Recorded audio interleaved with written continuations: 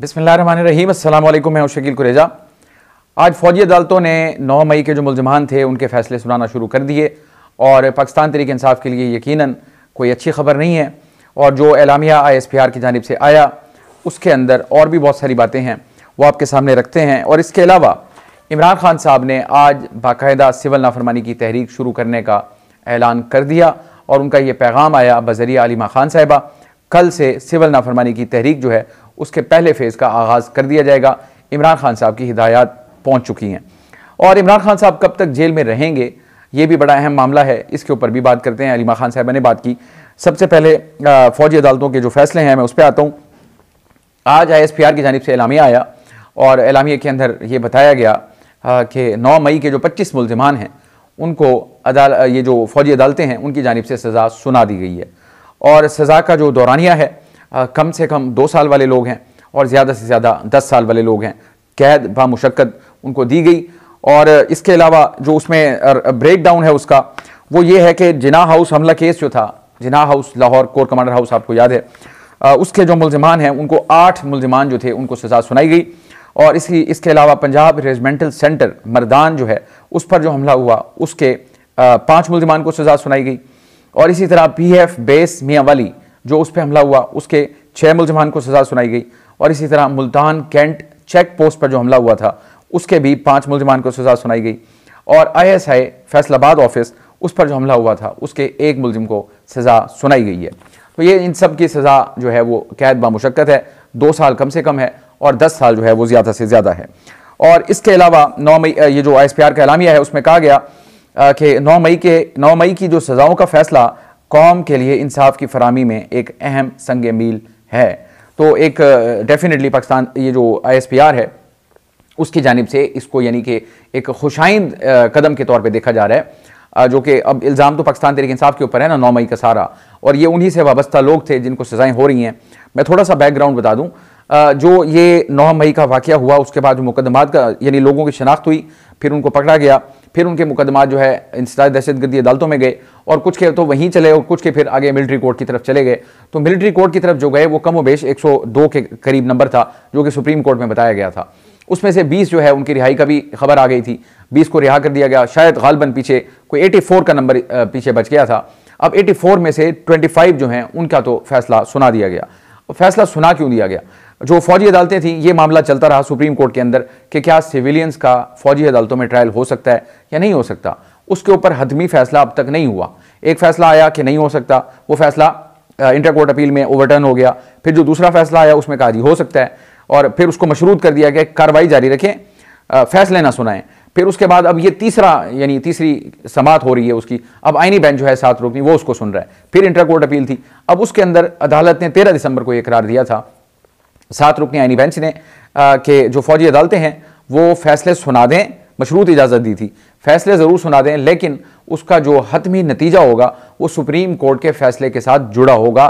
जो इस केस का सुप्रीम कोर्ट से फैसला आएगा उसका इफेक्ट फिर इन तमाम फैसलों पर होगा जो अब फौजी अदालतें सुनाएंगी। और अब फैसले सुनाने का सिलसिला शुरू कर दिया गया।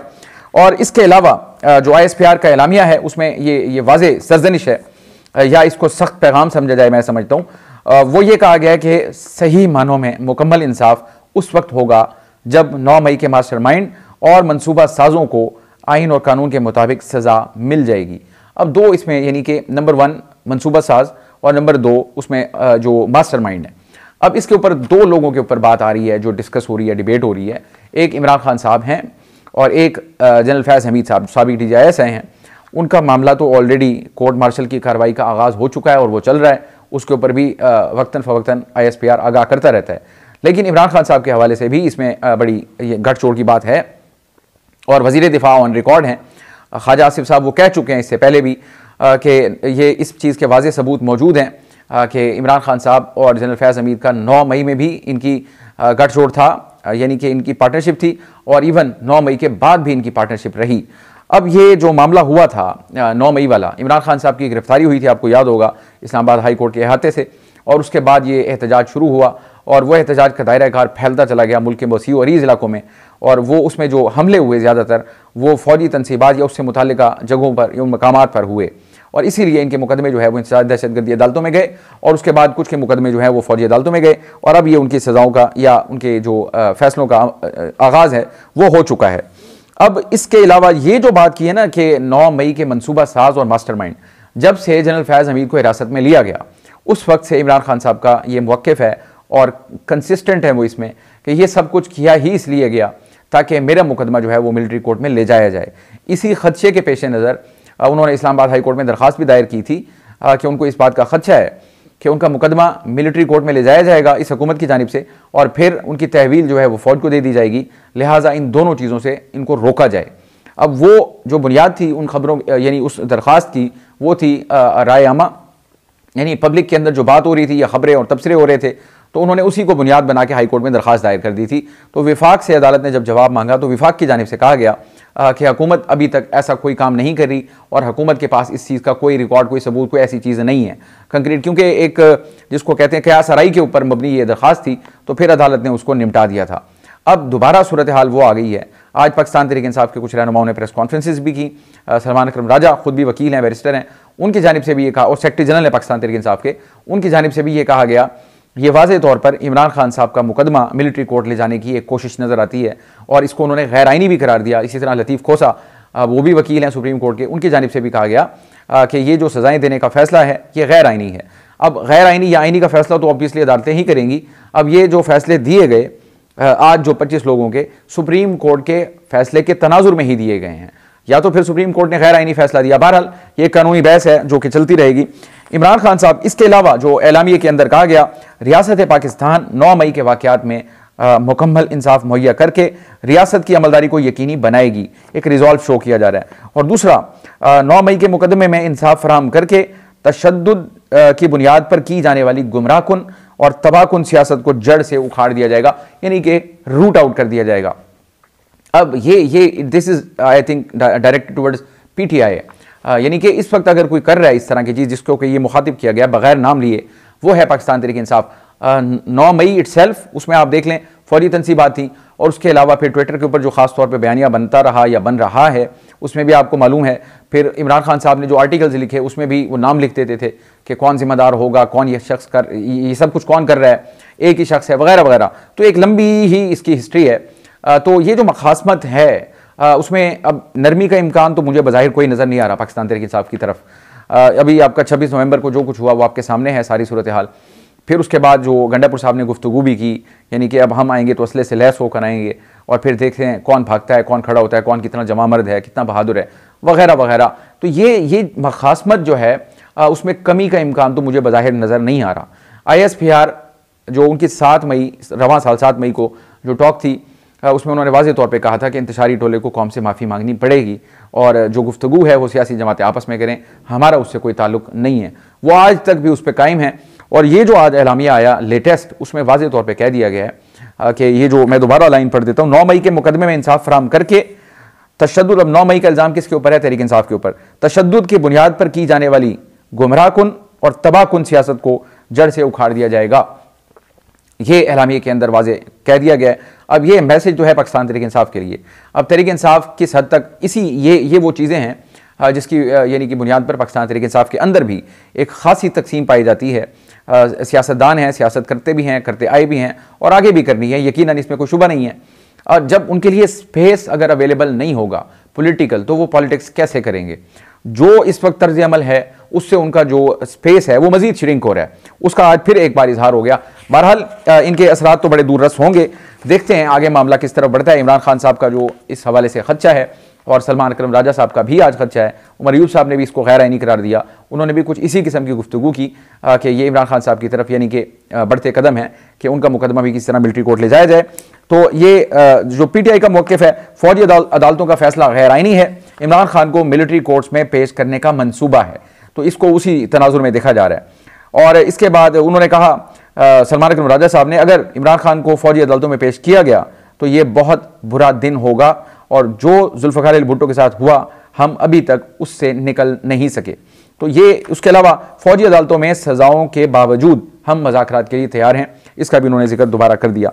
लेकिन अब सूरत हाल मज़ाकरात की तरफ मैं आता हूँ। उससे पहले GHQ हमला केस, इसमें आपको याद है मैंने परसों गुजारिश की थी कि पाकिस्तान तहरीक इंसाफ के जो 14 रहनुमा थे, जिसमें अली अमीन गंडापुर साहब भी शामिल थे, शहरियार अफरीदी भी थे, शाह महमूद भी थे, उनके ऊपर फ़र्द जुर्म आयद कर दी थी और उसके बाद तादाद हो गई थी 113 जिनके ऊपर GHQ हमला केस में फ़र्द जुर्म आयद की गई। उसमें इमरान खान साहब भी शामिल हैं, उनके ऊपर इससे पहले फ़र्द जुर्म आयद हो चुकी है। तो आज 3 मजीद मुल्ज़िमान के ऊपर फ़र्द जुर्म आयद कर दी गई। उसमें ज़ैन कुरैशी भी शामिल हैं जो कि शाह महमूद के साहबजादे हैं। तो इस तरह अब तादाद जो है वो हो गई 116 फौजी। ये जो GHQ हमला केस है, तो ये पाकिस्तान तहरीक इंसाफ के लिए डेफिनेटली कोई अच्छी खबर नहीं है। पॉलिटिकल पार्टी है, इंसदाद दहशतगर्दी अदालतों में उनके मुकदमात जाएँ और वो भी GHQ हमला केस में, तो ये किसी तौर पर भी मेरा ख्याल है उनके लिए कोई साय ऑफ रिलीफ तो नहीं है, परेशानी में इजाफे की एक और वजह है। और इसके अलावा जो मामला हुआ, ख्वाजा आसिफ साहब उन्होंने भी इस हवाले से अपना ट्वीट किया। उनका भी यही मौक़िफ़ है जो कि ISPR के एलामिये के अंदर था। ख्वाजा आसिफ ये कहते हैं कि 9 मई के भयानक दिन के मनसूबा साज पर कानून जब तक हाथ नहीं डालता ये सिलसिला ख़त्म नहीं होगा। उनका यही मौक़िफ़ है। इनडायरेक्टली उनका इशारा इमरान खान की तरफ है या जनरल फैज़ हमीद की तरफ है या दोनों की तरफ है, क्योंकि उनका यह मौक़िफ़ है कि 9 मई एंड ऑनवर्ड्स इनकी पार्टनरशिप रही इमरान खान की और जनरल फैज़ हमीद की।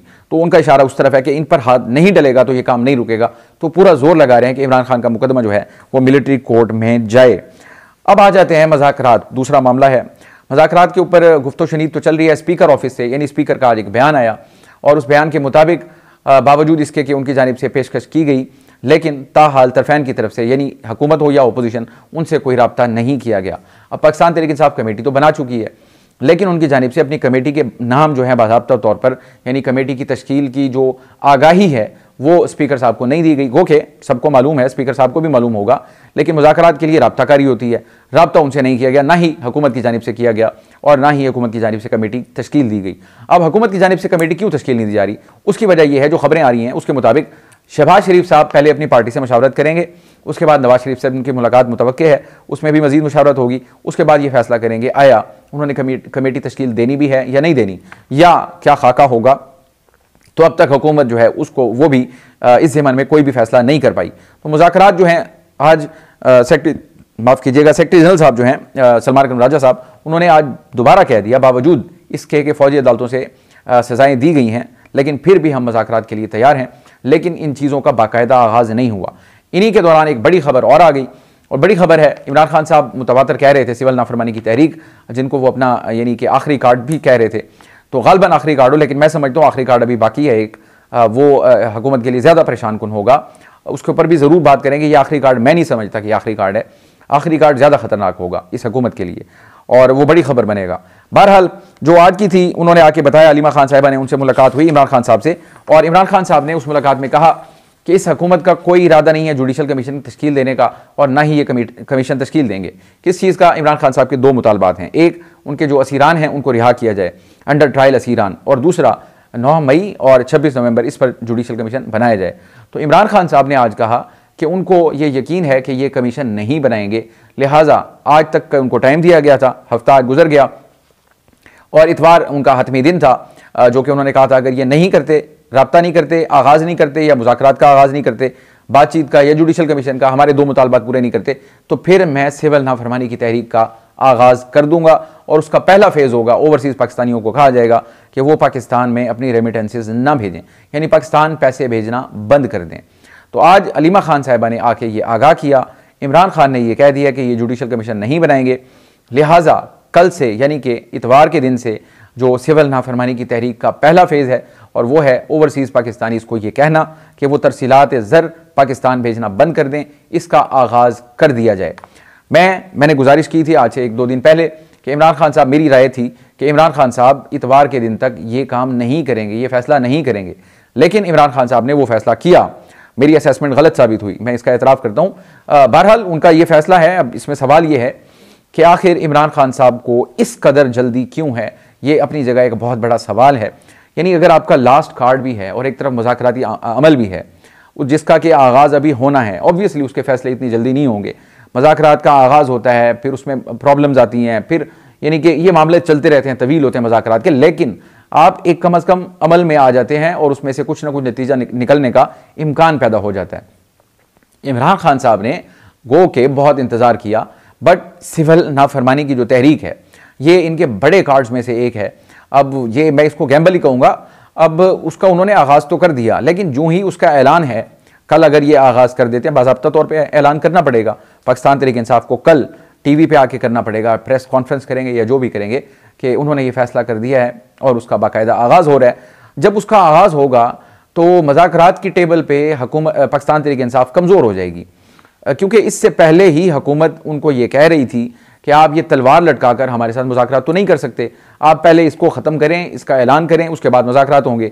अब इमरान खान साहब ने चूंकि कॉल अनाउंस कर दी, अगर कल बाज़ाब्ता आज अलीमा खान साहिबा ने तो कह दिया कि इमरान खान का ये हुक्म आ गया है कि आप कल के दिन से इसका आगाज़ कर दें। अब अगर ऑफिशियली आके तहरीक इंसाफ इसका अनाउंसमेंट कर देती है तो फिर वही पार्टी हुकूमत के साथ बैठ के मुज़ाकरात करते हुए, शायद मुज़ाकरात करें भी, इसमें कोई शुबा नहीं है, लेकिन वो एक वीक विकेट के ऊपर होंगे। हाँ, एक चीज़ है, अगर ये इनकी जो यानी कि कॉल है उसका सक्सेस रेट बहुत ज़्यादा आ जाता है, असर बहुत ज़्यादा पड़ता है, तो फिर पाकिस्तान तहरीक इंसाफ स्ट्रॉन्ग फुटिंग पे आ जाएगी, इसमें कोई शुबा नहीं है। लेकिन इसका फैसला तो तभी होगा जब इस कॉल के कुछ दिन गुजरेंगे और उसके बाद पता चलेगा कि इस कॉल का कितना असर आ रहा है और पाकिस्तान तहरीक इंसाफ को इसका कितना फ़ायदा हो रहा है और हुकूमत जो है उसके ऊपर कितना दबाव बढ़ रहा है। ये भी आने वाले टाइम में आपको आगाह करेंगे। आज अलीमा खान साहिबा ने एक और अहम बात की, और वो है इमरान खान साहब की रिहाई के हवाले से। उनका यह मौक़िफ़ है कि जब यहाँ से सज़ा होती है, क्योंकि इमरान खान साहब के जितने मुकदमात हैं अब वो अदालतें तो लगती हैं अडियाला जेल के अंदर, तो इसी अडियाला यानी अडियाला के अंदर लगने वाली जेलों का रेफरेंस दे रही हैं अलीमा खान साहिबा। उन्होंने कहा जब यहाँ से सज़ा होती है तो हाई कोर्ट से रिलीफ मिल जाता है। माजी में यही हुआ, इमरान खान साहब को सज़ाएं होती रहीं और हाई कोर्ट में जब आती हैं वो वहाँ पे स्टैंड नहीं कर पाती, कमज़ोर फैसले से वो उड़ा दिए जाते हैं, तो वहाँ से रिलीफ मिल जाता है। अलकादिर ट्रस्ट का केस यानी कि 190 मिलियन वाला जो है हाई कोर्ट जाएगा, जिसमें 6 महीने लग सकते हैं और अगले 3 से 4 महीने तो बानी पीटीआई पक्के जेल में रहेंगे। तो इसका मतलब ये हुआ कि इमरान खान साहब की जेल से अनकरीब रिहाई उनको नज़र नहीं आ रही। फिर एक और चीज़ मैं पहले भी गुजारिश करता रहा हूँ कि पाकिस्तान तहरीक इंसाफ के जो लीडरान हैं, इवन उनकी हमशीरा आज का बयान देख लें, उनको इस बात का 100% यकीन है कि 190 मिलियन पाउंड जो है उसमें इमरान खान साहब को सज़ा ही होगी, क्योंकि फैसला तो अभी पीर को सुनाया जाना है, उसमें अभी एक दिन बाकी है, कल का दिन छुट्टी, परसों जो है वो फैसला आएगा, लेकिन उनको यकीन है कि उनको सज़ा ही सुनाई जाएगी। तो शायद ऐसा ही हो, क्योंकि वो वहाँ मौजूद होती हैं, उनको सारी सूरत हाल मालूम है। तो फिलहाल इसका मतलब ये हुआ, अगर इनकी बात को देख लिया जाए अलीमा खान साहिबा की, तो फिर इमरान खान साहब की जल्द रिहाई जो है वो नज़र नहीं आ रही। आने वाले टाइम में आपको आगाह करते रहेंगे। आज के लिए इतना ही। आप हमारे वीडियोज़ को लाइक कर सकते हैं, चैनल को ज़रूर सब्सक्राइब करें और अपना फीडबैक कमेंट के ज़रिए आप हमारे साथ शेयर कर सकते हैं। इजाज़त दीजिए, अल्लाह हाफ़िज़।